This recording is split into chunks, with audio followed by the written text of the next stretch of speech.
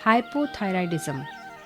Thyroid गले के निचले हिस्से पर मौजूद तितली के आकार की छोटी ग्रंथि होती है।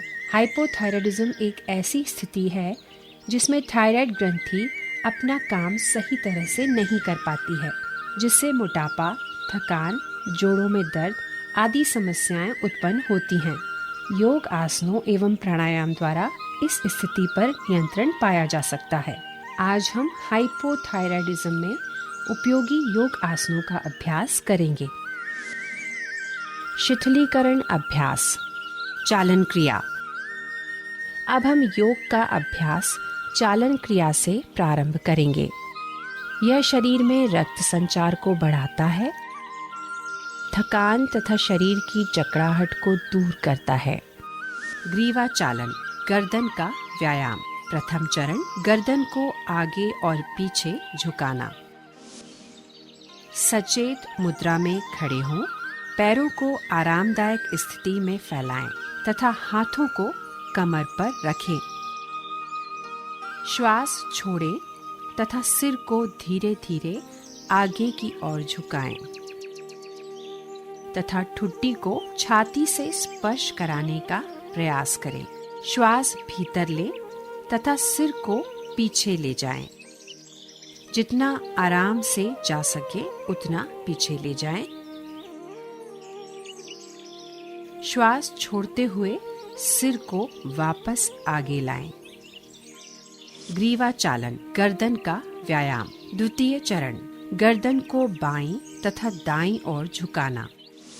श्वास छोड़ें तथा सिर को धीरे धीरे दाहिनी तरफ झुकाएं।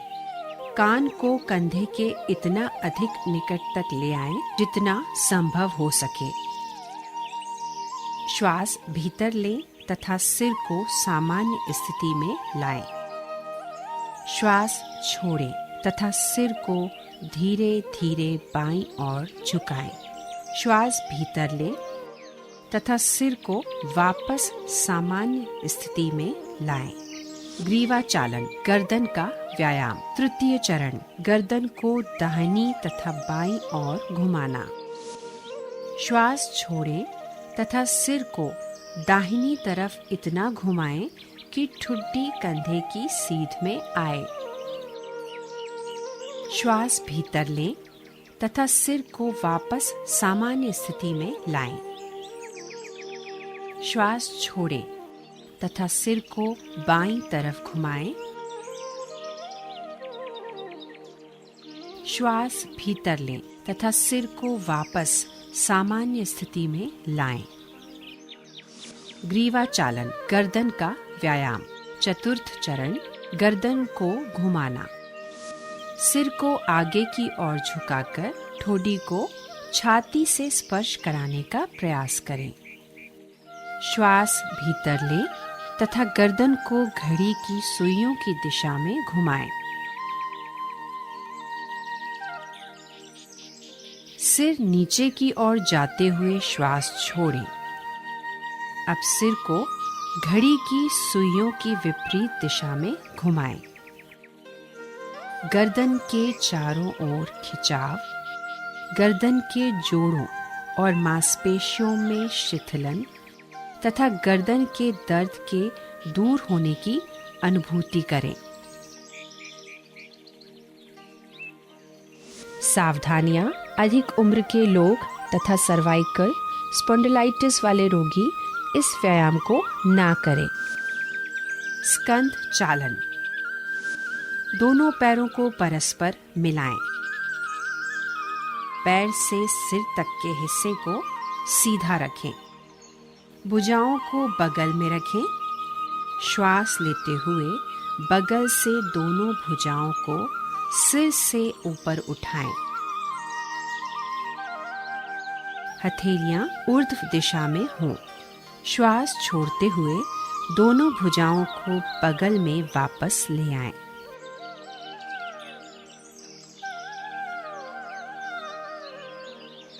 जब हाथों को सिर से ऊपर ले जाएं, तो ध्यान रखें कि वे सिर को स्पर्श ना करें।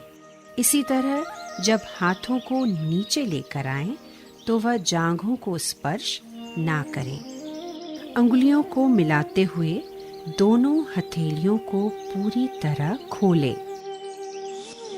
स्कंध चक्र। सीधे खड़े हो जाएं। दोनों भुजाओं को फैलाएं एवं हथेलियां ऊपर की ओर हों। बाएं हाथ की अंगुलियों को बाएं कंधे पर रखें और इसी प्रकार दाएं हाथ की उंगलियों को दाएं कंधे पर रखें। दोनों कोहनियों को पूरी तरह चक्राकार घुमाएं। कोहनियों को आगे की ओर लाते हुए परस्पर स्पर्श कराने का प्रयास करें। इसी प्रकार पीछे की ओर ले जाते हुए कानों से स्पर्श कराने का प्रयास करें। इसी तरह विपरीत दिशा में भुजाओं को खींचते हुए घुमाएं और कोशिश करें कि इस दौरान भुजाएं शरीर को स्पर्श करें।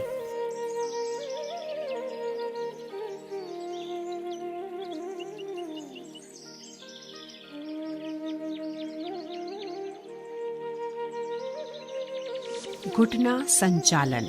घुटनों को चलाना। श्वास भीतर लें।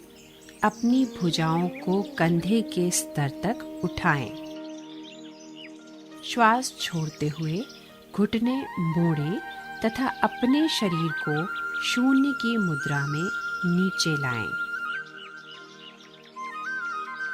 श्वास भीतर लें तथा शरीर को सीधा करें। इसे 2 बार और दोहराएं। इस व्यायाम से घुटने तथा कूल्हे के जोड़ मजबूत होते हैं।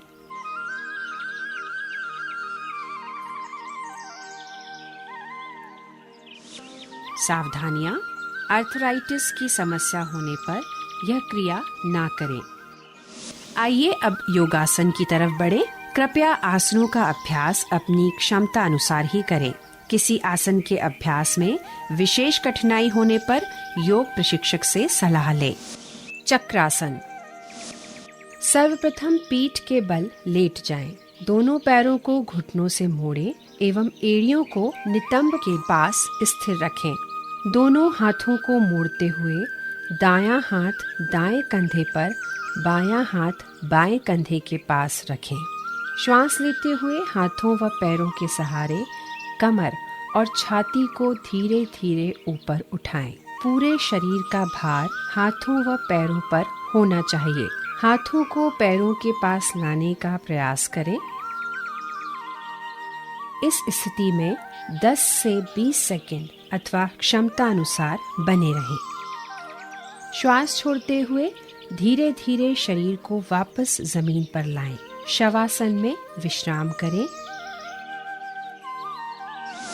सावधानियां। कमर में चोट, हृदय रोग आदि के मरीज यह आसन ना करें।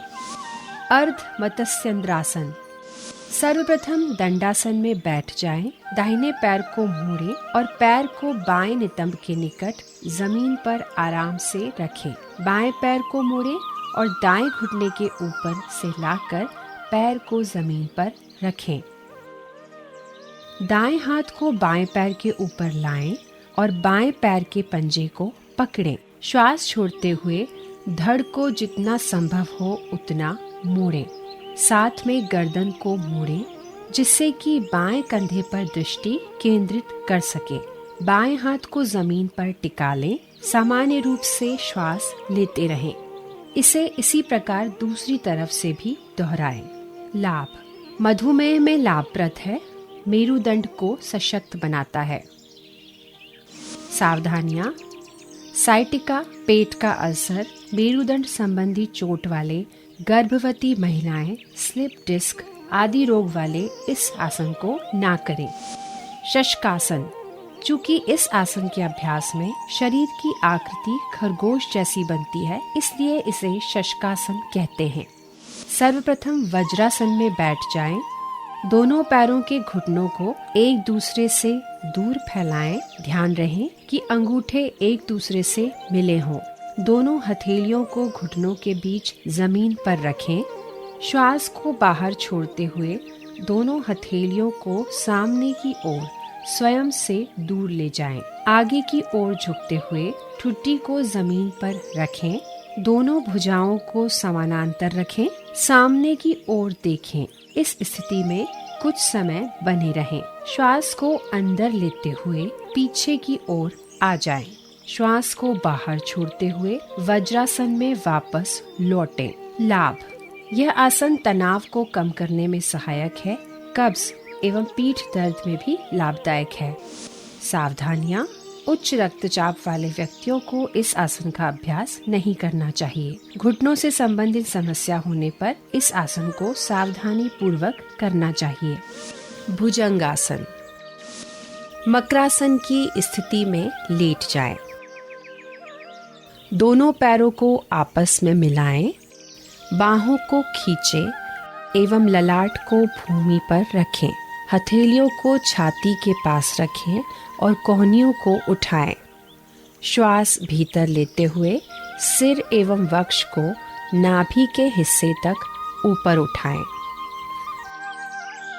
कुछ समय तक इस स्थिति में आराम से रहें।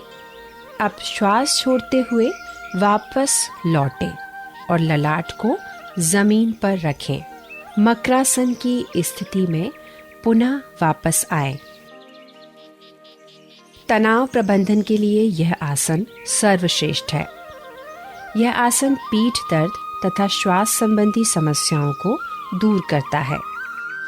सर्वांगासन: सर्व शरीर को प्रभावित करने से इसे सर्वांगासन कहा जाता है। पीठ के बल लेट जाएं। दोनों पैरों की एड़ी एवं पंजों को मिलाएं।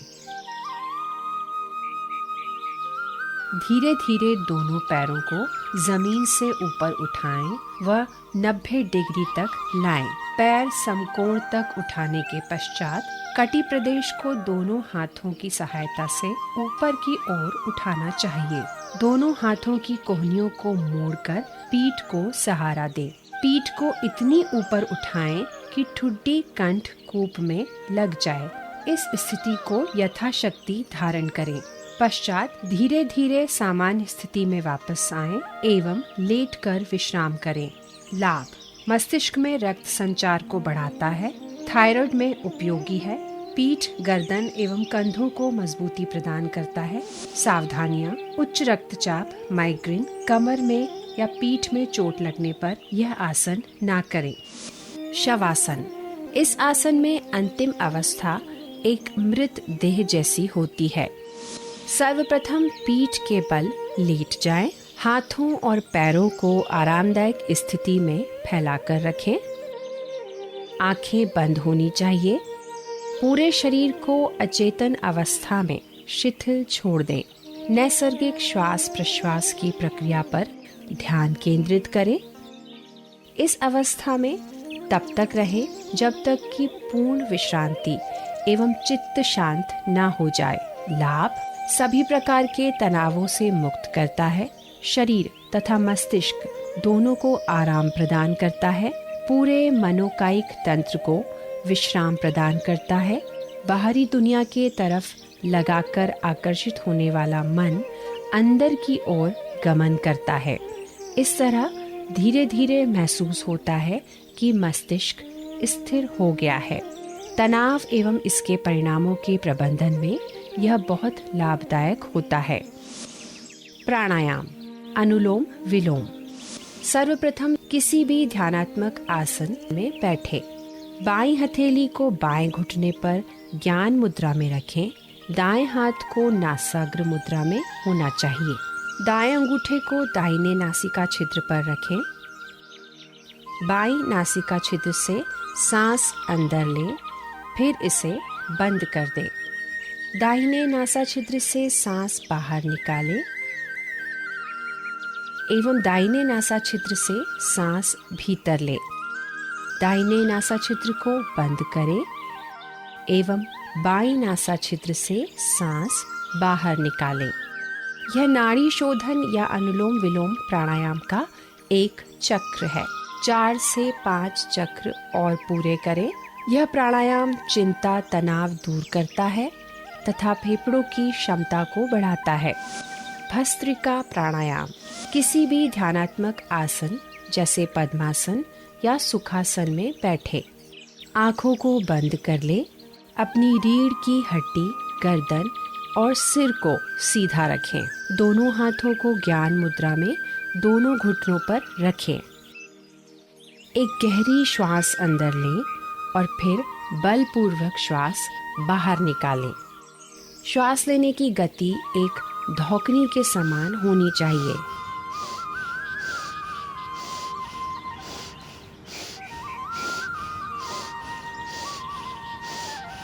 इस क्रिया को निरंतर करते रहें और इसे कम से कम 21 बार करें अथवा अपने सामर्थ्य अनुसार करें। उसके बाद एक लंबी श्वास लें और फिर धीरे धीरे सामान्य स्थिति में आ जाएं। यह प्राणायाम फेफड़ों को स्वस्थ बनाता है, उनके कार्य करने की क्षमता में वृद्धि करता है तथा एकाग्रता को बढ़ाता है। उज्जाई। किसी भी ध्यानात्मक आसन में बैठें। दोनों नासिका द्वारों से धीरे धीरे श्वास अंदर लें। श्वास लेते समय कंठ द्वार को संकुचित करें ताकि गले से हल्की ध्वनि उत्पन्न हो। श्वास लेते हुए यथाशक्ति वक्षस्थल को फुलाएं। इसके बाद जालंघर बंध लगाकर यथाशक्ति श्वास को अंदर रोकें।